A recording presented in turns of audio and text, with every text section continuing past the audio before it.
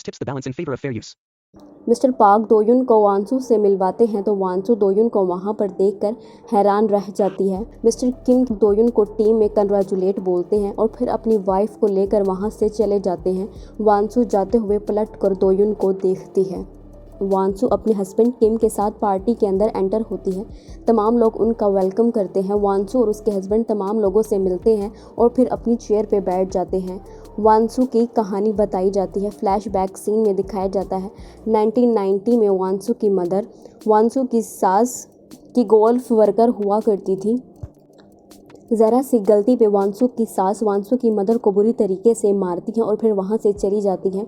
उसी वक्त वांसू की मदर डिसाइड करती है कि वो अपनी बेटी वांसू को गोल्फर बनाएंगी और फिर वो उसी दिन अपनी बेटी को गोल्फ के क्लब में एडमिशन दिलवा देती हैं, जहाँ पर वो काफ़ी ज़्यादा लंबे अरसे तक ट्रेनिंग लेती हैं और फिर वो एक दिन मिस्टर किम की मदर की गोल्फर बन जाती है और उनको असिस्ट करती है।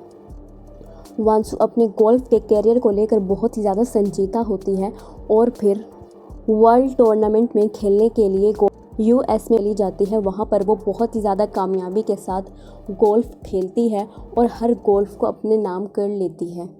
यूएस में वांसू ने मुसलसल 10 टूर्नामेंट जीते थे।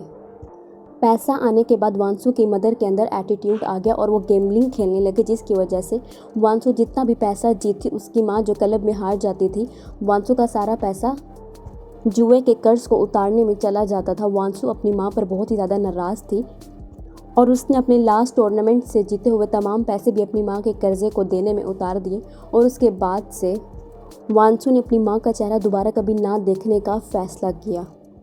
अब हाल का सीन दिखाया जाता है। पार्टी चल रही होती है।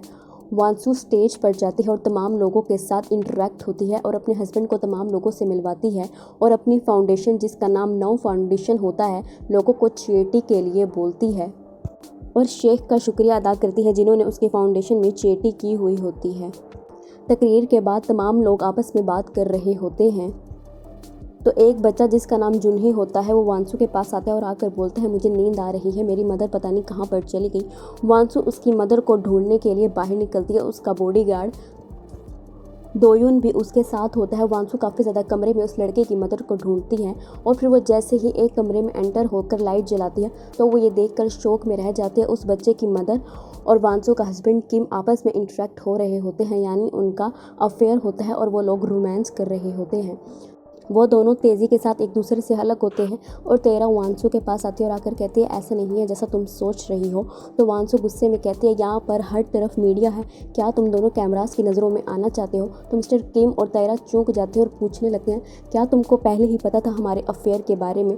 तो वांसू कहती है क्या फ़र्क पड़ता है और ये कहकर बाहर चली जाती है और गहरे गहरे सांस लेने लगती है। दूसरी तरफ पार्टी अपनी ज़ोरों शोर पर होती है और डांस हो रहा होता है।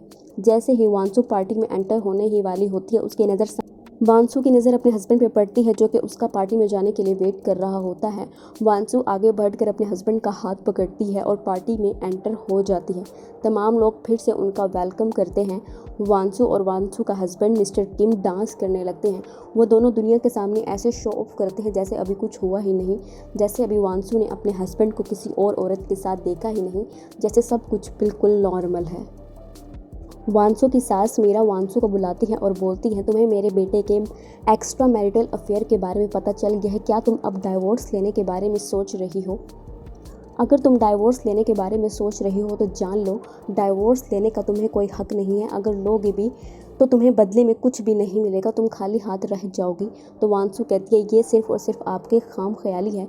ये फाउंडेशन नौ फाउंडेशन जो कि आपने मुझे दी थी वो अब मेरी है। इस फाउंडेशन की तरक्की के लिए मैंने दिन रात एक किया है।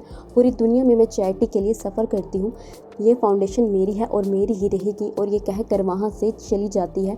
पाक मीरा को अपनी बहू वांसू पे बहुत ही ज़्यादा गुस्सा आता है और कहती है मेरी ख्वाहिश है कि मैं तुम्हें अपने हाथों से कत्ल करूँ।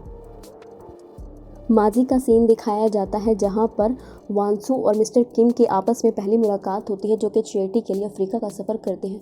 और फिर चैरिटी के कामों के वक्त मिस्टर पार्क और वांसू की आपस में पहली मुलाकात होती है और उसके बाद उनका कनेक्शन आपस में बढ़ता है और फिर वो दोनों आपस में प्यार करने लगते हैं। वांसू अपने होने वाली सास पार्क मीरा से मिलने के लिए पहली दफ़ा मैंशन में आती है। पार्क मीरा उससे मिलने के लिए नीचे आती है और आकर कहती है, तो वो तुम हो जिसको मेरे बेटे ने मेरी बहू के तौर पर पसंद किया है। तो वांसू कहती है, हाँ, आपका बेटा मुझसे मोहब्बत करता है। तो मीरा उसकी बात पर मुस्कुराने लगती है और कहने लगती है, मेरा बेटा मोहब्बत क्या, उसे मोहब्बत लफ्ज़ का पता भी है। खैर अब मेरे बेटे ने तुम्हें अपनी बीवी बनाने का फैसला कर ही लिया है, तो शादी के लिए कोई अच्छा सा वेडिंग ड्रेस सेलेक्ट कर लो। और ये कहकर वहाँ से चली जाती है। पार्क मीरा का अंदाज़ काफ़ी ज़्यादा इंसल्टिंग होता है, जिसको वांसू और वांसू का भाई काफ़ी ज़्यादा फील करते हैं। वांसू क्लब में बैठी होती है और काफ़ी ज़्यादा ड्रिंक कर रही होती है। वो अपने हस्बैंड को लेकर काफ़ी ज़्यादा डिप्रेशन में होती है।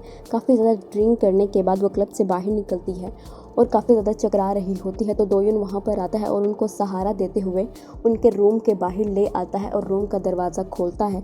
तो वांसू कहती है, मैं बहुत ही ज़्यादा डिप्रेशन में हूँ, क्या तुम एक रात मेरे साथ सोना चाहोगे? तो दोयुन उसको कोई भी जवाब नहीं देता और वांसू को कमरे में जाने का बोलता है।